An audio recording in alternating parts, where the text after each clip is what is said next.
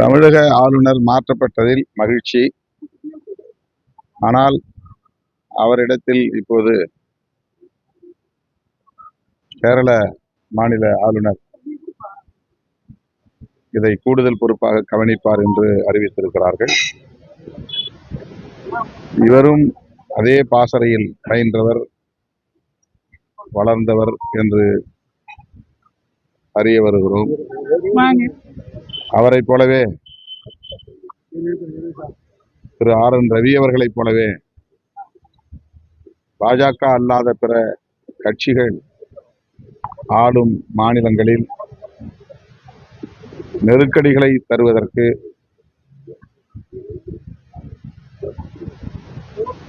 இவரை கேரளாவில் நியமித்திருக்கிறார்கள் என்ற விமர்சனம் உண்டு. அவர்தான் இப்போது இங்கே கூடுதல் பொறுப்பேற்க வந்திருக்கிறார். தேர்தல் நேரம். அவர்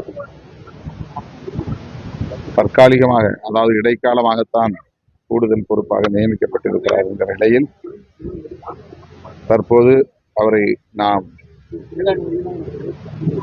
அவரை பற்றிய கருத்துக்களை சொல்ல இயலாது. பொறுத்திருந்து பார்ப்போம். ஆனால் அவர் அதே பாசறையில் பயின்றவர் என்பது மட்டும் தெரிய வந்திருக்கிறது. பொறுத்திருந்து பார்க்கிறேன். இந்தியாவுக்கே முன்மாதிரியாக திராவிட மாடல் ஆட்சி உலக திருவிழா அந்த தேர்தல் சந்திக்க கிட்டத்தட்ட 21 கட்சியில் கூட்டணி அமைச்சிருக்காரு. விஜய் வருகையினால் அந்த பயத்தினால் தான் இவ்வளவு கூட்டணி அமைச்சிருக்காரு கருத்து. இந்த கருத்தை சொல்லுகிறவர்கள் தான் பதற்றத்தில் இருக்கிறார்கள், பயத்தில் இருக்கிறார்கள். திமுக கூட்டணி இவர் கட்சி தொடங்குவதற்கு முன்பே உருவான கூட்டணி. இதில் ஓரிரு கட்சிகள் புதிதாக தேர்ந்தெடுக்கின்றன, அவ்வளவுதான். ஏற்கனவே இது ஒரு மெகா கூட்டணி தான். தமிழக வெற்றி கழகம் உருவாவதற்கு முன்பே உருவான மெகா கூட்டணி.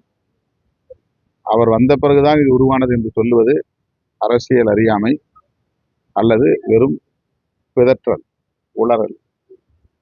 அதிலே எந்த பொருளும் இல்லை. இது எப்பவுமே இது 2-3 கட்சி தான் வந்திருக்கு. அதுக்கு முன்னாடியே 15 கட்சிகள் உள்ள கூட்டணி தானே. திமுகவோடு இணைந்து இருக்கக்கூடிய அளவுக்கு இத்தனை கட்சிகள் வருகிறார்கள் என்று சொன்னால் திமுக மீது அல்லது இந்த கூட்டணியின் மீது எந்த அளவுக்கு நம்பிக்கை இருக்கிறது மக்களிடையே என்பதைத்தான் அது உறுதிப்படுத்துகிறது. நண்பர் விஜய் அவர்கள் வெளிப்படையாக கூட்டணி ஆட்சிக்கு தயார் என்று அறிவித்தும் கூட அதிமுகவிலிருந்து பகைத்து கொண்டு வெளியிருக்கிற கட்சிகளோ அல்லது திமுகவை எதிர்க்கிற கட்சிகளோ யாரும் இதுவரையில் அவரோடு போய் சேரவில்லை என்பதுதான் யதார்த்தமான உண்மை. அதை மூடி மறைப்பதற்காக இப்படி ஒரு கருத்தை சிலர் திட்டமிட்டு பரப்புகிறார்கள். அவர் சொல்லவில்லை, மற்றவர்கள் பரப்புகிறார்கள்.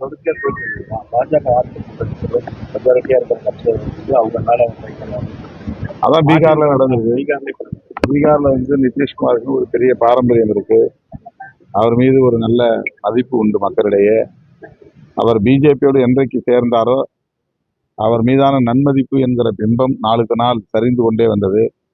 இப்போது அவரை ராஜினாமா செய்ய வைக்கக்கூடிய அளவுக்கு அவருடைய நிலைமை போயிருக்கிறது என்பது உள்ளபடியே கவலை அளிக்கிறது. அவர் முதலமைச்சர் பொறுப்பிலிருந்து விலகி ராஜ்யசபா மெம்பர் ஆகக்கூடிய அளவுக்கான நிலையை பாரதிய ஜனதா உருவாக்கி இருக்கிறது. இந்த நிலை அதிமுகவுக்கு வந்துவிடக் கூடாது என்றுதான் தொடக்கத்திலிருந்தே நான் சுட்டிக்காட்டியிருக்கிறேன். ஆனால் அந்த நேரத்தில் அதிமுகவினர் என்னை கடுமையாக விமர்சித்தார்கள். போக போக அவர்கள் பாஜகவை புரிந்து கொள்வார்கள், என்னுடைய கருத்துக்களையும் புரிந்து கொள்வார்கள். பேச்சுவார்த்தை போயிட்டு இருக்கேன். பேச்சுவார்த்தை முடிவில் உங்களுக்கு தெரியும்.